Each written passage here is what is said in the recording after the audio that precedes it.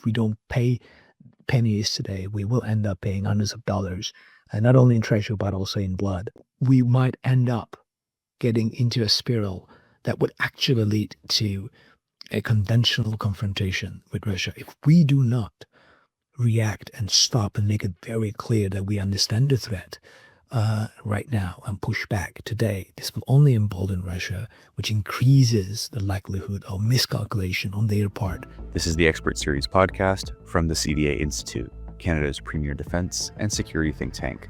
I'm Josh Malm, and it's October 17th, 2025. If a plane would pose a threat, we have the authorities to do, if necessary, the ultimate. But if the plane is not posing a threat, we are not going to shoot it down. Then we will gently guide it outside the airspace. This is exactly what they should do. And I totally agree with that approach, because we are so strong. Proportional response. It is proportional response, exactly. And we are so much stronger than the Russians. We don't have to take down Russian airplanes because they enter our airspace. We do it if they enter our airspace and also pose a threat. If we were weak, you might maybe think, okay, we are weak, so we have to immediately show them that whenever they enter our airspace, we shoot them down. But if they don't pose a threat, being so much stronger than the Russians, I think it is much stronger that our reaction is as it is, proportionate, and of course making clear to the Russians that as Russia's hybrid operations escalate across Europe, NATO is under increasing pressure to move beyond deterrence and adopt a more assertive approach. Moscow is testing the alliance's resolve, exploiting vulnerabilities, and challenging the existing rules of engagement. Today, Dr. Balkan Devlen joins the pod to analyze the implications of Russia's aggression, what it reveals about Moscow's strategy, and how NATO must respond. He'll discuss the necessary adjustments in the alliance's posture, explore options for effective deterrence, and consider how NATO can ensure that any further Russian escalation comes at an unacceptable cost. Today, I'm handing the reins over to my colleague, Gabriela Calder, research assistant at the CDA Institute. She'll be stepping in as your host for this episode.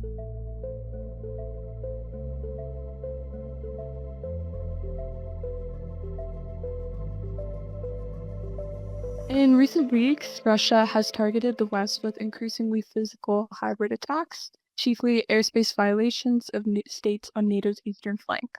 How should Canada and other NATO allies that are physically distanced from these incursions respond without inviting room for wider confrontation? I think there are three things to consider. One, at the mindset level, at the mindset of the population of NATO countries, as well as the policymakers. And the way we view these incursions as a broader pattern, and what that means for the behavior and policy preferences of Russia. So you have the psychological / mindset component, which I'll talk in a minute. The second one is, of course, what NATO can do institutionally at the level of responding to these violations, both at sea and in the air, as well as, of course, border challenges and the shadow war that Russia is carrying out against NATO through sabotage and assassinations and other things. And the third one is, of course, what we can do not only as a response, but what we can do to turn the tables against Russia. But it all starts with the first point, and that is how NATO nations, and particularly those who are not at the front lines, see the challenge. I think here, unfortunately, we're not still at a point where our eastern flank allies, from Baltics to Poland to Nordics, recognize the fact that Russia is at war with us. It's an undeclared war, it's a shadow war, but it is a war nevertheless. It's a political war rather than an actual outright invasion like they do in Ukraine, but it is a war. And the frontline allies are very much aware of that, and therefore they are acting in accordance with that understanding of Russia as an enemy. It's not a rival, it's not a challenge, but it is an adversary, an enemy that actively fighting us. So which means we need to be less concerned about how we can stop escalation and what we need to do, and switch to understanding of what we need to do to defend our interests. This is not a misunderstanding. This is not some sort of space where we can find bargaining and then can solve those things. But it is about confronting an adversary, an enemy, and imposing costs on them. The point here, those who argue for a more conciliatory approach, or those whose first reaction is let's not escalate further, I think is missing the point that as much as rest of NATO member states do not want to engage in a shooting war with Russia, Russians don't want to engage in a shooting war with us as well. So putting the onus of escalation on Russia rather than on ourselves, instead of trying to worry about what would Russia do if we pursue a more assertive policy, we should flip it around and see and push the onus on the Russians in terms of whether they should be worried about getting into war with NATO. So I think that's number one. So in Canada and in countries that are further away from the front lines, we need to have this mindset shift. We are already at a shadow war. So it is not about how to avoid this and that. It is about what needs to be done and what levels of risks we need to take. The second thing is what NATO can do. I think there are a number of examples. Again, Poland and Romania's airspace violations, Estonia's airspace violation, the whole shadow fleet in the Baltic Sea, the drones that may or may not be linked with Russia that they flow close to Copenhagen Airport and Oslo Airport, etc. All highlight two things. One, we need to really ramp up the air defenses in the eastern flank of NATO. Not only sort of ground-based air defense systems, but also a broader set of ISI capabilities that enable us to detect and respond to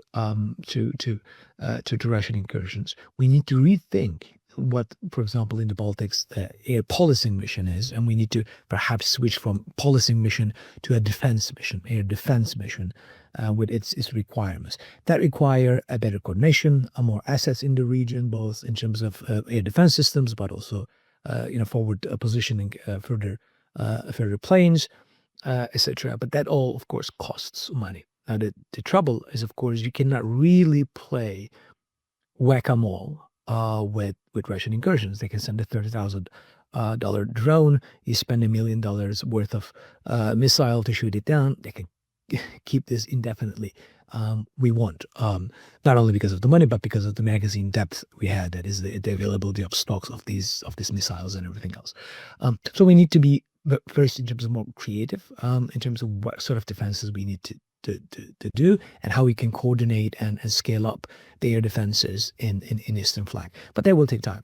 The second part of this is, I'm going to get into the third point and what we need to do to change the calculus of Kremlin. The second part of this,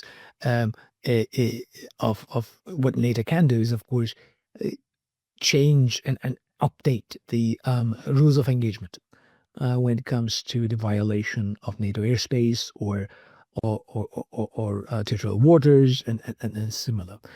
Everybody gives the example of Turkey shutting down in 2015 a Russian bomber that was in Turkish airspace, something like 15-20 seconds. But that came after almost a month of constant violations by the Russian air forces of Turkish airspace, an increasing number of warnings, and a change of rules of engagement by the Turkish Air Force before the shooting came through, right?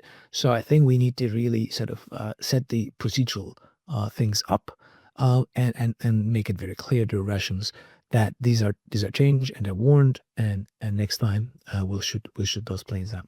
So that's on the NATO side and the coordination side and air defense side. But of course, the third point I think is the most important. That is, Russia is waging an asymmetric war against Europe, right? Like I said, you can send a $30,000 drone, spend not only sort of $1 million missile, but also flying those planes are expensive. The maintenance, you're stretching you're putting stress on the lifetime of the planes, etc., etc. So it costs a lot of money to maintain, to be at high level of alert, so on and so forth. So we need to also see what is the asymmetric advantage we have on Russia and how and where we can put the screws on. My friend and colleague Richard Shmuka has a piece coming up, I think this week or next, at the Hub, which he highlights a number of things that we can do, particularly with regards to supporting Ukraine. Number one, I think we need to enable more production of Ukrainians' own long-range strike capabilities, and deliver a limited, perhaps a number of our own long-range strike weapons, such as Storm Shadow or Tauruses, without any restrictions, so that they can strike deeper into Russia, particularly the energy infrastructure. That because that's the export of hydrocarbons is the one that finances Russia's war in Ukraine. So enabling Russia's war in Ukraine. So enabling Ukrainians to strike Russia where it hurts. Is one way to flip the tables, right? The second one is, of course, we then need to target the shadow fleet and further Russian hydrocarbon exports, again, to choke off the finances. So he highlights those things in that piece. I will add a third thing, and I think, and this might be a bit controversial and not everybody would agree, but especially if you are coming from a escalation mindset, which you're much more worried about what Russians feel and what they do, and do a lot of projection without thinking that they are also afraid of a war with NATO. And that is, I sometimes jokingly put it, make subversion great again, in this sense, targeting the sinews of Russian state power through covert action, clandestine activities, etc., etc. This may not necessarily sound very palatable to the Western ears and the public, but we need to be aware that subversion is a tool of statecraft, and the Russians already believe that we are trying to subvert them. Putin already believes that the West is hell-bent on regime change in Kremlin. And increasingly that makes it a self-fulfilling prophecy. So regardless of whether we engage in subversion of Russian state power or not, they do believe already we are doing that. So I think, again, flipping the script and being much more forward-leaning and proactive rather than reactive to Russian positions is, I think, going to be key if we want to change the political calculation in Kremlin. This is fundamentally about that. This is not necessarily about the capabilities, specific capabilities, etc., etc. This is not an Excel file discussion where which sides have more and what we can do, but this is about how we can make the costs unbearable or exceeding the benefit for Kremlin so that they stop doing this. But I'm going to stop here. I am hoping we can now dive a bit more into the shadow fleet incursions that we touched on briefly in your previous response. So, early in 2025, NATO allies in the Baltic saw Russian hybrid and asymmetric warfare extend into their maritime domains.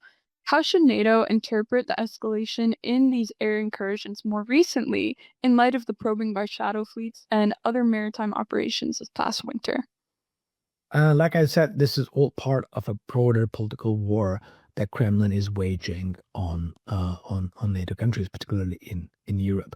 Air incursions is one. The purpose is to not only to test our air defenses in the region, but also to see how politically we would react, what will be the fissures within the alliance, etc., etc. The same story with the Shadow Fleet. But also there is an additional element with the Shadow Fleet, and that is, of course, the financing of Russia's war in Ukraine, and getting the oil particularly, but also LNG onto the world markets. So targeting the Shadow Fleet, preventing them from being able to dock anywhere in Europe, having maintenance in Europe, being aggressively escorted out when they are in European territorial waters, etc. Holding them down because they lack insurance or they have fake insurance or they're not seaworthy, etc. are all going to be an important part of how to react. Same problem with the whole sea-based hybrid warfare in terms of cutting communication cables, damaging undersea infrastructure, etc., etc. We need to switch from a policing mindset where we need to have a watertight case against and 100% attribution to a specific actor before taking action, to an understanding that this is a shadow war that is being waged, and therefore the proof the burden of proof is not innocent until proven guilty. It is guilty until proven innocent, and that we need to be targeting based on the balance of probabilities, etc. Without necessarily being 100% sure about the attribution and so on and so forth. It's better to err on the side of being wrong and having wrong attribution than being on the side of caution and not attribute or stop all these activities, hybrid warfare that Russia is carrying out in the Baltics and increasingly in other places. So again, I think it follows true from my previous answer, and that is we need to change the mindset in which we engage this and utilize what the legal means we have, including denying those ships in a safe harbor, maintenance capabilities, etc., ensuring that they're not operating in and out of the Baltic Sea, so on and so forth, is going to be key, together with the fact that making it clear that we don't really care whether we can prove that it is state-backed actors who end up dropping anchor and dragging 100 miles and cutting off the cables between Baltics and Scandinavia. We will assume it's you until and unless you prove us that it's not you, and take it from there. In regards to changing the mindset and current tools to deter further Russian aggression and mitigate continued attacks, I'm wondering if we can sort of wrap up by discussing any further comments or sort of developments that you think could be an asset in progressing in this direction, particularly as conventional warfare continues on in Ukraine and pushes up against frontline states in NATO. I think two things are important here. Number one, to recognize that our allies in the front lines in the Baltics, in Poland, in Finland, in Sweden, Norway, etc., they are in Romania. They are aware very clearly on the nature of this threat, and partly because their politicians are also quite clear about the stakes in that and the dangers that the Russian aggression poses to their peace, to security and prosperity. That's not necessarily the case in most of the rest of NATO countries. Here in Canada, I'm not sure the population is aware of the nature of the true threat. This is true for Western Europe as well. So, number one, I think our politicians have a duty to lay it very clearly what we're dealing with, what is the cost of failure, and why Russia is a generational threat to peace and stability in the transatlantic community. It's not only about Putin. It's not going to go away if and when this war ends in 3 years, 5 years, whenever it is. It's a generational challenge. It has a much deeper causes, primarily Russian imperialism and the inability of the Russian elite, not only Vladimir Putin, to accept that Russia is a normal country, that it does not have any special rights over the nations that they used to rule over. And until that change happens at the strategic cultural level, Russia will continue to pose a threat to peace and stability in Europe. So it's a generational challenge. This is 25 years down the road. So not telling people what we are facing and what we need to do now so that we don't pay a much bigger price down the road is extremely important. So I think we first need to start with that, right? We need to start, what's the cost, what needs to be done, and what we are facing here. And once we get our heads out of the sand and treat Russia as the threat it is, rather than the nuisance that it looks like it is to many, hoping, no, this will just go away, just as a ceasefire or a peace deal in Ukraine, everything will go back to normal. We need to basically shatter that illusion, because that's what it is. It's an illusion. And then we can actually, create the necessary societal resilience and the policy push to do it, because these are not going to be easy or cheap. Yes, we will need to increase our defense spending. Yes, the defense spending will need to encompass a lot more than the military kit, including societal resilience, increased intelligence and counterintelligence capabilities, etc., etc. And yes, it will cost more in terms of energy resources for Europeans, particularly, etc. But it will pale in comparison to the costs that will be borne by NATO members and EU members if we fail to recognize the threat Russia poses and continues to interfere with our societies. I mean, the subversion, and I'll wrap up here, is an extremely important threat. It is not the concern that we'll have Russian tanks in Piccadilly. That is the concern. The concern is the increasing Russian subversion and shadow war, and being more and more reckless, would eventually lead to not only economic loss, but also significant loss of life in Europe. And we might end up getting into a spiral that would actually lead to a conventional confrontation with Russia if we do not react and stop and make it very clear that we understand the threat right now and push back today. This will only embolden Russia, which increases the likelihood of miscalculation on their part. And they will push at a point where they think they can still push, but it was a red line that we finally decided to enforce. And that's the real escalation risk. Not pushing back is the real escalation risk, because we are enabling and empowering our adversary to push further and further. And when we decide that it's gone too far, it might be too late. So I think starting with that mindset and getting that clear that this is insurance. If we don't pay pennies today, we will end up paying hundreds of dollars, and not only in treasure but also in blood. Is the message that we need to get our populations to understand. Well, thank you very much for your foresight on the challenges ahead for NATO. It's truly great having you on today. It's always a pleasure. Thank you. And that's all for today's episode. Thanks once again to my colleague Gabriella Calder for hosting this edition.